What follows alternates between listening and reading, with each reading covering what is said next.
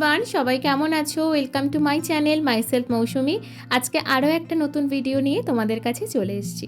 আজকে 16ই ফেব্রুয়ারি অর্থাৎ রবিবার, একটা ছুটির দিন, বুঝতেই পারছো। তো আজকে না তোমাদেরকে আমি শেয়ার করেছিলাম তোমাদের সাথে যে আমাদের পাড়ায় দুটো বিয়ে ছিল। তো একটা দিদির তো রিসেপশন কমপ্লিট হয়ে গিয়েছে, আর আজকে হচ্ছে আর একটা যে দাদার বিয়ে ছিল ওর আজকে রিসেপশন। তো সেই জন্য আজকে সকাল থেকে আমাদের ওই বিয়ে বাড়িতে নিমন্ত্রণ ছিল, কিন্তু সকাল থেকে আমি আর যিশু থাকতে পারিনি, কারণ বুঝতেই পারছো টানা বৃহস্পতিবার দিন থেকে আমাদের বিয়ে বাড়িতে খাওয়াটা শুরু হয়েছে। আমরাও তো মানুষ না, মানে কনস্ট্যান্টভাবে বিয়ে বাড়িতে রিচ খাবার দাবারগুলো তো খাওয়া যায় না না।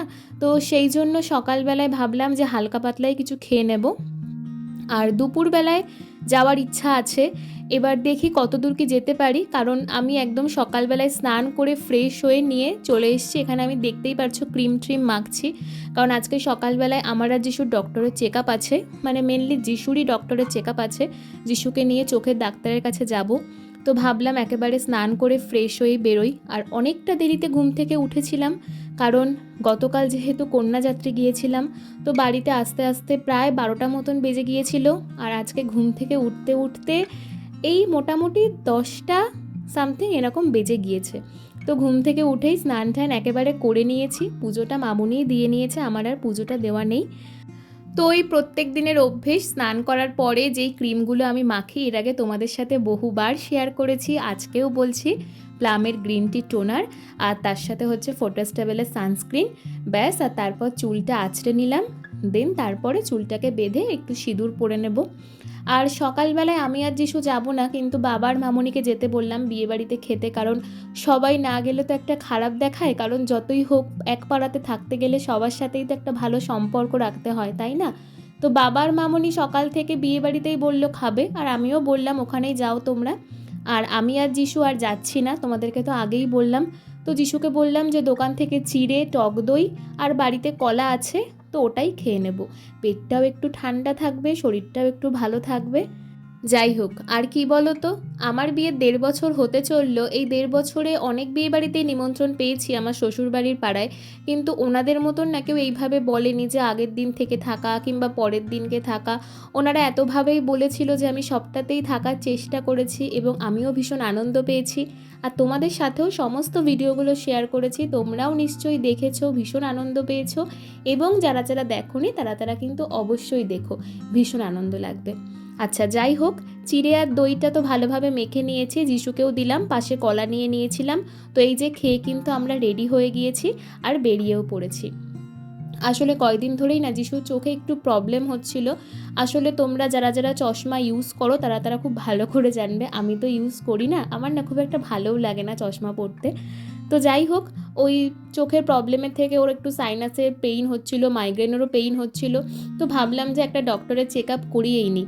আর এমনই অবস্থা, এই ডাক্তার না সানডে আর থার্সডে করেই বসে। তো থার্সডে যেহেতু সকালবেলায় যিশুর অনেক কাজ ছিল, এবং সেদিনকেও যেহেতু বিয়ে বাড়ি ছিল, আর সকাল থেকেই থাকতে হতো দুটো বিয়ে বাড়িতে, কারণ যেহেতু অনেক রকম রিচুয়ালস ছিল। কিন্তু সানডে মানে রিসেপশনের দিনটা সকাল থেকে সেরকম তার কোনো কাজবাজ নেই, আর যিশুরও ছুটি রয়েছে। তাই ভাবলাম যে আজকের দিনটাই আমরা চেক আপটা করিয়ে নিই। আর ডাক্তারটা এতটাই ভালো, গোল্ড মেডেলিস্ট, যে আমরা ভাবলাম যে না এনাকেই দেখাই। তো আমরা গিয়েছিলাম হচ্ছে হাবড়ায় ডাক্তার দেখাতে, আর তারপরে উনি চেক আপ করে দেখলো, আর কটা ওষুধও দিয়েছিল, তো সেই ওষুধগুলোও নিয়ে নিলাম। আর যিশুর চোখের পাওয়ারটাও একটু চেঞ্জ হয়েছে, আর ওর কয়েকদিন ধরে মানে চশমাও নেওয়ার কথা ছিল। তো ভাবলাম যে হাবড়াতে তো টাইটান রয়েছে, লেন্স কাট রয়েছে, তো ফার্স্টে টাইটানেই গিয়েছিলাম। তো যিশুর ওখানে গিয়ে একটাও চশমা পছন্দ হয়নি। সত্যি কথা বলতে আমারও ভালো লাগছিল না, কিন্তু আমি তো খুব একটা পড়ি না, তাই আমি না এই বিষয়টাতে অতটা সড়গড় না। সত্যি কথা বলতে গেলে আমি না বুঝতে পারি না যে কার মুখে কোনটা মানাবে। তো যাই হোক, তারপরে গেলাম হচ্ছে লেন্স কাটে, বাট লেন্স কাটের কিন্তু প্রত্যেকটা চশমার কোয়ালিটি আমার ভীষণ ভালো লাগছিল, এবং যিশুর মুখেও প্রত্যেকটা খুবই ভালো লাগছিল। মানে আমি পড়ি না, তাও আমার দেখে বেশ ভালোই লাগছিল। তো যাই হোক, তারপরে সমস্ত কথা টথা বলে এই দুটো চশমা আর কি যিশু চয়েস করেছে, আর এই দুটো চশমাই আমরা অর্ডার দিয়েছিলাম। এবার তোমাদের চশমা সম্বন্ধে কিছু জানাই, যেটুকু আমি জানি যিশু একটা মেম্বারশিপ নিয়েছিল, তো দুটো চশমা ফ্রেম দিয়ে পড়েছিল হচ্ছে 2000, মানে একটা কিনলে আর একটা ফ্রি ছিল। আর লেন্স পড়েছিল হচ্ছে 1200, আর একটা চশমা ছিল হচ্ছে হাফ রিম মেটাল বডি, আর আরেকটা চশমা ছিল হচ্ছে ফাইবার ফ্রেমের, আর ওয়েটটা ভীষণ লাইট। আমাদের টোটাল প্রাইস পড়েছিল হচ্ছে 3200।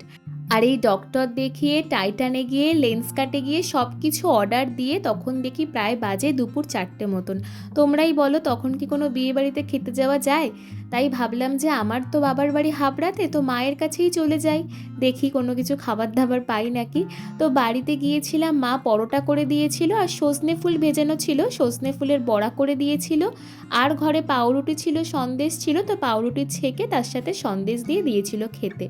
তো তারপরে খেয়ে দিয়ে মোটামুটি 5টার দিকে এই বাড়িতে, মানে আমার শ্বশুর বাড়িতে আসার জন্য রওনা দিলাম, কারণ যেহেতু রাত্রিবেলায় রয়েছে রিসেপশান, আর একটু তাড়াতাড়ি করেই যেতে হবে, আবার সাজগোজটাও করতে হবে, তাই বাড়ি আসার জন্য একটু তাড়াহুড়োই করেছিলাম।